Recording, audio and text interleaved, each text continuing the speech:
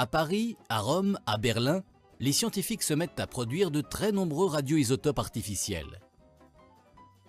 En 1938, le physicien italien Enrico Fermi teste un autre projectile, le neutron, et bombarde tous les éléments qu'il peut se procurer. Le neutron, dépourvu de charge électrique, pénètre facilement dans les noyaux et la moisson est fructueuse.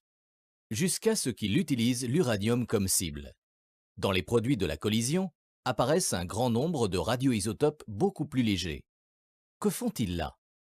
Fermi ne parvient pas à identifier ces éléments ni à expliquer ce qui se passe.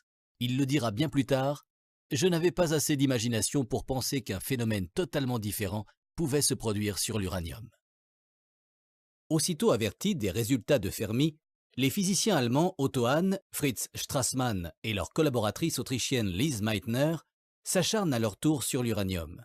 C'est Lise Meitner qui va faire le saut de l'imagination en décembre 1938. Elle comprend que l'uranium se casse en 2 fragments. C'est une fission du noyau.